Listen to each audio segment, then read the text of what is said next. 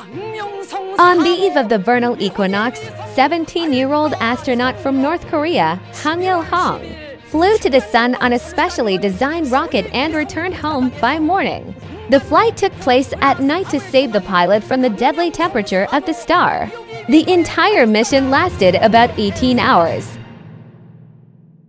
We all remember this old purported fake from North Korean television, which turned out to be a hoax itself. But the pure truth in it is that the sun has always been alluring to humanity.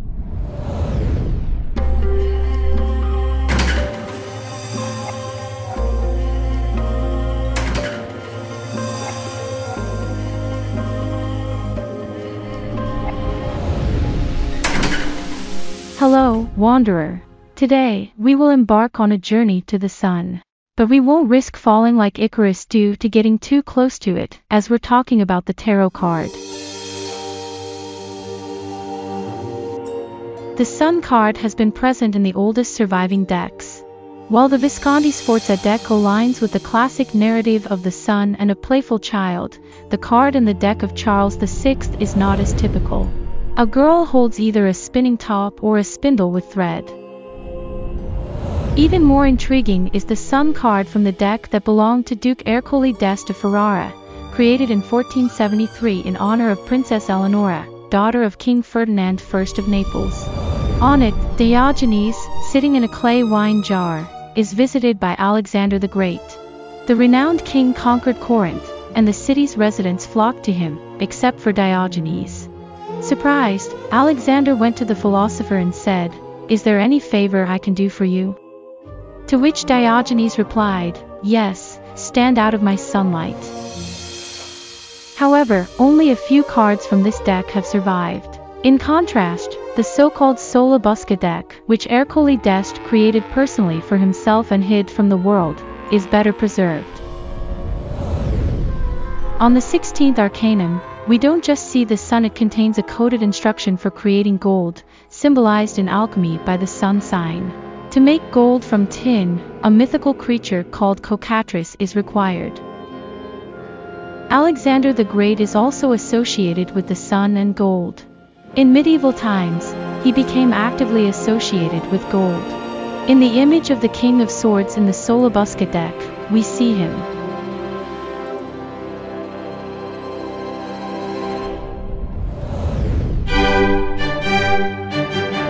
Louis XIV earned the title Sun King during his lifetime. He earned this epithet by performing in the so-called court ballets from the age of 12. Subjects saw the young Louis either as the rising sun or as Apollo, the Roman sun god.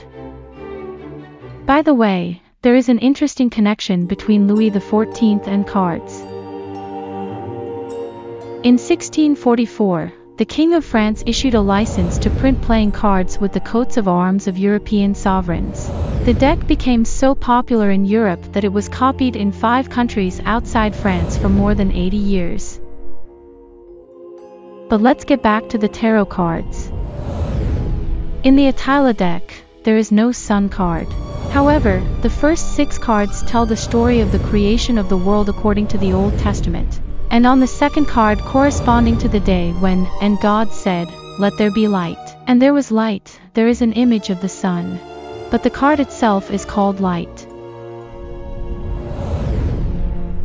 In other tarot decks, the plot of the sun card coincides. The sun shines in the sky, and children play on the ground. The sun card in the Rider-Waite tarot is no exception. I conceive this card as the opposite of the death card, so the child, personifying life, is also on horseback. The red banner symbolizes the victory of life over death. The red feather is the same one as on death's helmet, symbolizing the philosopher's stone, with which one can obtain the elixir of youth. Alchemists used the sun sign to denote gold, which could also be obtained with the philosopher's stone. Interestingly, according to the beliefs of the ancient Slavs, the sun god Yarilo is a naked youth on a horse, much like the child on the Rider-Waite Sun card. The Greek sun god Helios is famous for the statue built in his honor. The legendary Colossus of Rhodes, by descriptions, was 36 meters tall, equal to the height of a 12-story building. It stood for only 50 years and was destroyed by an earthquake. The name of the ancient Egyptian sun god with a hawk's head, Ra, literally translates to the sun. On the tarot card of the sun by Thoth Tarot, Aleister Crowley concealed symbols related to Rosicrucian symbolism. In the center of the sun is a huge rose, and under the feet of the children, we see two small symbols of the cross and rose. This is the main symbol of the Rosicrucians. It means the blossoming soul, the spiritual development of a person. The dancing children symbolize the new humanity. Around the sun is the complete circle of the zodiac. All constellations align in a cosmic dance of precise predictions. Interpreters of the tarot often call the sun card the simplest card. For example, in his books, Pappus refers to it as clarity. But in our real life, everything revolves around the sun, the alternation of day and night, seasons, warmth and cold, death and life. That's all, wanderer. Even the sun eventually sets below the horizon.